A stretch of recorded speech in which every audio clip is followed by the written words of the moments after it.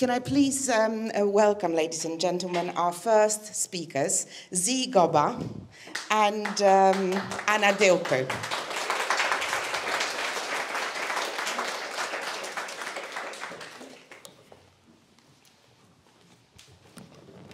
So, in this first session, we'll explore how two distinct brands are passionately committed to reaching a diverse audience. Our distinguished guests will unveil the motivations driving the pursuit of diversity and share invaluable insights into the strategies that guide them. What makes this session truly exceptional is the diversity of viewpoints. Our first speaker, Zee Goba, the outreach strategy lead at the Metropolitan Police, will provide insights into how the Met Police is reaching diverse audiences to enhance the brand appeal. Following Zee, we'll hear from unveil, Group Social Media Manager and Cultural Diversity Network Lead at Aviva.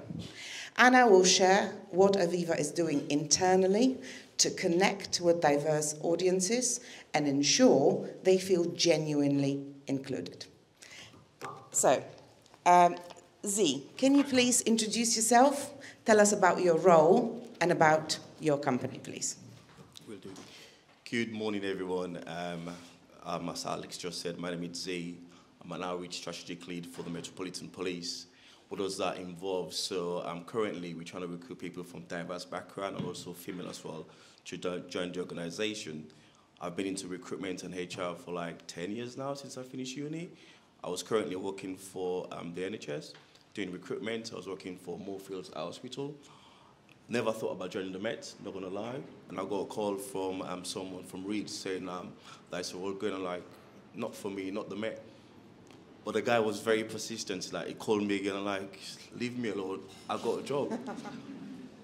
And then I think the third time I said, okay, just put my application for, let me see what's gonna happen. I was in Foster, just to make it quicker. He came back, said, oh, they want to interview you. I'm like, okay. Reality start kicking in now. The reason why I'm saying that, because of like my background, I've been stopped so many times by the police as well. So I think like my friends as well, they've been stopped so many times. If I got this job, how am I going to tell my friends? Not even my family, just my friends. I'm like, all right then, yeah, I'll go for it. So I went for it, went for the interview. Then 2 days back, they said, oh yeah, you got a job. I'm like, oh, it's getting serious now. So I have to go for the vetting. So I went for the vetting, it took like 6 months. I like, you know what, maybe they forgot about me. They don't want me. And then they came back, oh, when can you start? I'm like, okay, perfect. So I called my dad, said, you know what, got a job with the Met. My dad was fine, and then my sister was fine. Then went to the friends. Some of the friends, they were like, you know what, I want to talk to you guys. Can we just meet? They all came. I'm like, I got a job. Say for who? I said for the Met. 5 of them just literally just walked out. So that's the perception that's out there. However, obviously, start the job, been there for like 4 years now, really enjoying it. And in terms of what we do, I think I've been giving that value to the community that we serve as well, in terms of diversity, in terms of like bringing that diverse thought as well into the organization that we serve. So yeah, that's absolutely. Thank you very much. Anna, what about you? Can I please ask you to introduce yourself and tell us a bit more about your role in Aviva? Of course. Hi, everyone. So I manage our corporate social media. So that's LinkedIn, Instagram, now X, and a bit of Threads thrown in there too. So that's all about telling Aviva's story. So the brand, what we stand for, our reputation, and bringing our people to life. So you're not just seeing the big yellow brand that sells car insurance, you're seeing a bit more about what Aviva stands for as well. Alongside that, I have a side hustle. As you mentioned, I co-chair our Origins community, which is an employee resource group which looks after different kind of multicultural backgrounds, social mobility, everything that makes you kind of who you are, whether that's religion, ethnicity, socio-economic background, you know, everything that makes you a person, the human that you are. So that's kind of what I do during the day. In terms of Aviva, I've been there for over 18 years now, so quite a long time. had a squiggly career in that time, so worked in probably every marketing communications job that you can do, from brand to advertising to social. So I've done a lot of different roles, but throughout all of that, inclusion has been the kind of common thread that's gone throughout all of that, because I really do believe that it shouldn't be an add-on that you're doing when you're thinking of EDI. It should be something that we can integrate into our jobs so that it's just part of what we do. It's part of the DNA of your communications and what you stand for. You actually answered my first question, because my first question was going to be why. Why is it important to reach out? So I'll direct that question to you, Zee. Thank you. I think the importance of reaching out is this because, as I said earlier, if you look at the diverse community that we serve and also the history as well with the police itself. So I think in terms of the role that we do is very important because we work closely with the community as well to understand the community, because we're there to provide service for the community. Obviously, again, I'm not here to speak on behalf of the organization, but I would just say that we are trying our best to ensure that, we close those gaps as well. Diversity is very important because when you are in a group of people that are diverse, you have a different thoughts, different way of looking at things, and also how can we do things better. So the department I work for, outreach itself, so that's what we do. We do go out, we speak to people, we work with like community members as well, or community partners as well, that are able to give us a platform where we're able to speak to people and trying to recruit them as well. Whilst I'm with you, Zee, I'm really curious, what channels are you using to reach out? Is it social media? Is it going out and talking to people? Is it newspapers, leafleting? What do you do to make sure you get to where you need to be? I think all of the channels that you mentioned, we do use them, but I think the one that we pay attention mostly with is the community itself. Like, for example, as I mentioned, we work with like community outreach fund partners as well, like Algebra Consultancy as well, and then we got Eric Production. So those are the organizations that we work with. So with Eric Production, they mainly like targeted like South Asian community. So we go there, they give us the platform, we do events as well, we speak to them. So they are our key partners in terms of like reaching that target, because without them, we're not able to do what we want to do. And as I said earlier, my department is mainly focused on diversity and also trying to recruit more female as well to the organization. However, it doesn't mean that we don't recruit anyone else, but that's our target as we're doing at the moment. But we use all those platforms, but I think the one that is working for us is like actually the community itself, because we need to find out what they want and how we can actually provide the service that they need. Zee, you talk more about the organisation recruitment of diverse people from diverse backgrounds. Anna, I'm interested in how you as an organisation are fostering that diversity internally. What do you do to make sure everyone is included? Well, I think one really untapped resource internally is your people. You've got so many activists within your own organisation, so it's about finding those people. Everybody here today is here because you're interested in the EDI space, so already you've got the power to influence. You talked earlier about the followers of the Kardashians. You don't have to be a Kardashian to have influence. You can use your platforms, you can use your voice within your organisations. Also, my passion is social media. There's so much you can do on social media to share. There are so many really mainstream platforms that have the audiences already, but actually it's the more niche events like this where you can use the learnings, the kind of more specific things that you can take away, actionable takeaways that you can go and share with more people and amplify the voices of who you hear today. So I think it's really important to use those people and kind of form almost pressure groups to be the conscience of your organisation. Absolutely, I do agree. Are there any challenges though? Are there any obstacles? Is there anything that you find difficult in your pursuit? 100%. There's a huge emotional toll of doing this work. It's hard work. Everybody here probably knows it in this room, especially if you are one of these minority groups and underrepresented groups, and these things tend to fall on your shoulders because you're seen as the experts in this area. So I think that's one challenge. You really have to look after your own well-being when you're doing this work. I think the second challenge is how do you find your allies? So yes, you've got the one group of people who identify with these specific challenges themselves through their own lived experiences, but actually it's quite easy to preach to the converted and to talk to people who all agree with you in the room. It's a really lovely conversation, but then what happens with that? Where does that action come from? And that's where allies come in. If you can get people on board who don't necessarily identify with specific characteristics, specific identities, then they're the ones that can create this ripple effect and also appeal to the senior management, the leadership, and have a top-down approach as well as the bottom-up from the ground. Absolutely. Zee, you have brushed upon those challenges. Can you tell us a bit more? What is the most difficult thing when you reach out to the diverse community in terms of working for the Met Police?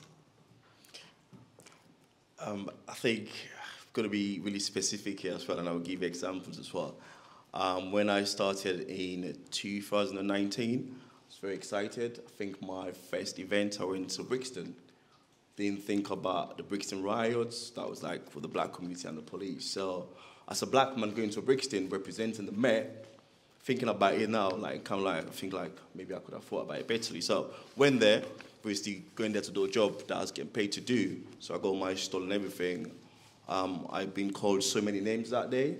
Rightly so. I think on reflection, I think like, you know what, they have a right to do that, but it was very challenging to actually have a conversation with anyone that's actually saying not only to join the organization, but just to tell them what we're doing. But like any other thing, as time goes on, just keep going back, trying to build that relationship, because I think relationship building is very important in terms of what we do.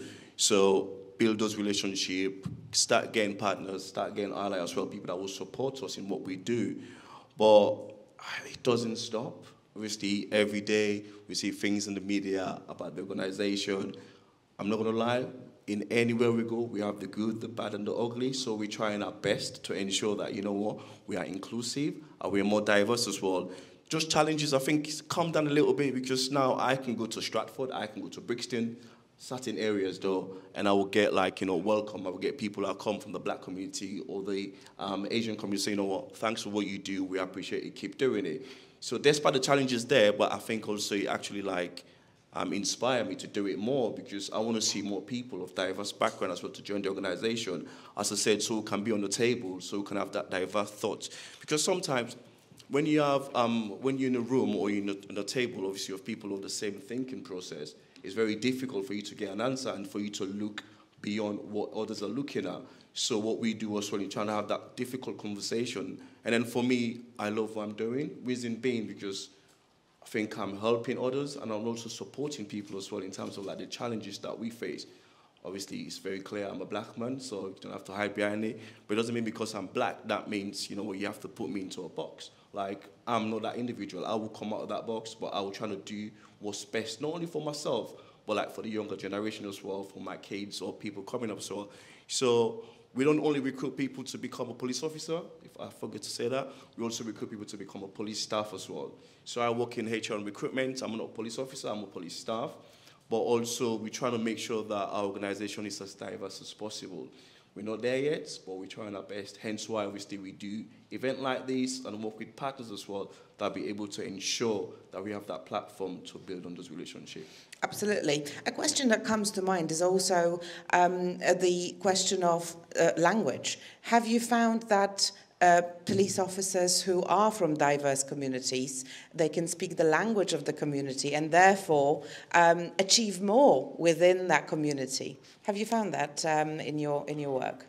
Oh yes, it's very important because obviously London is one of the diverse cities that we serve as well. So obviously when you have people of different background as well, for example, like if you walk in Charing Cross, and then there's a lot of event that goes on there. So if you have officers that's from, for example, Polish or from Italy or from Spain, it's important because they'll be able to help those people that can't speak English as well, as you were saying earlier when you were doing your channel about COVID and that. It's about passing that message on, but who passing the message, how can they understand what you're saying as well. So second language is very important, but it doesn't mean like you have to have that second language before you can join us, but it's an additional benefit to join the organization itself. Lovely, thank you.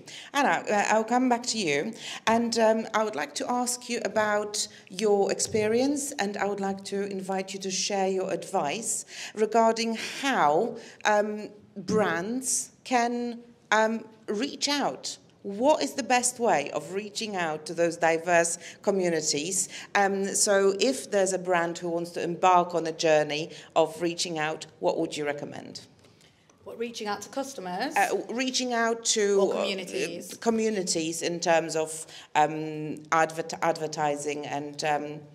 Yeah, so I think, first of all, you need to make sure your own house is in order before you start reaching out. So I'd very much recommend to make sure that all of your channels are, first of all, internally, your people are representing your customer base, where you are, but then all of your channels are also reflective of that. So the internal and the external need to be aligned with each other, because it's all very well. I don't know if anybody's been watching Big Brother, but it felt a bit like a tick box exercise as everyone was being ushered in. The other night of, you know, you have a disabled person, you have a black person, an Asian person, and you can tell it's very obvious when an advert is contrived and you have one of everybody in there. So it needs to be authentic to what you stand for and not a tick box exercise. So I think it's really important to have that internal and external aligned with each other, and authentic to who your customers are and who your employees are as well. So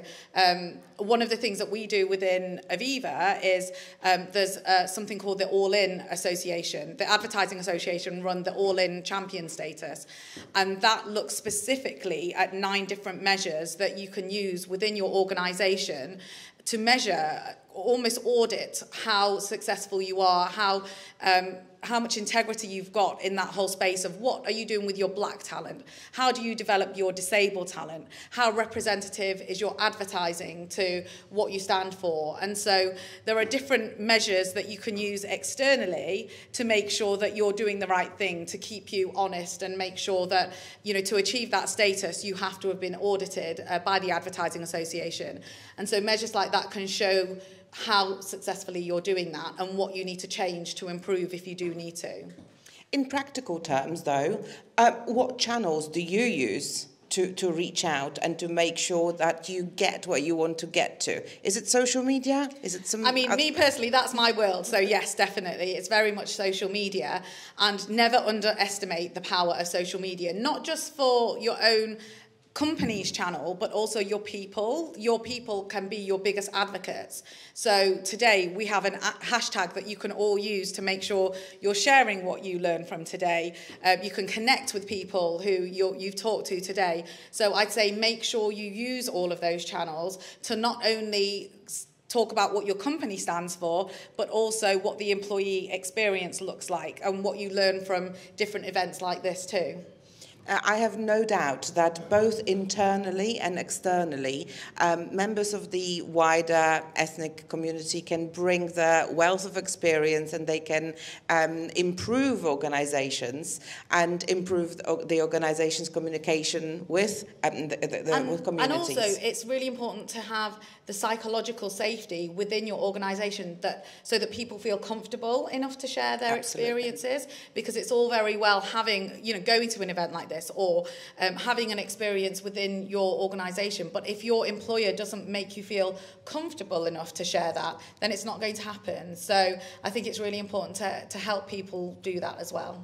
I want to thank Anna and Zee, and I want to say that you should never stop in your pursuit for inclusion, for diversity, because me as a member of an ethnic minority, I do believe it is of crucial importance. So thank you very much for your work, and thank you very much for being the part of this panel. Cheers.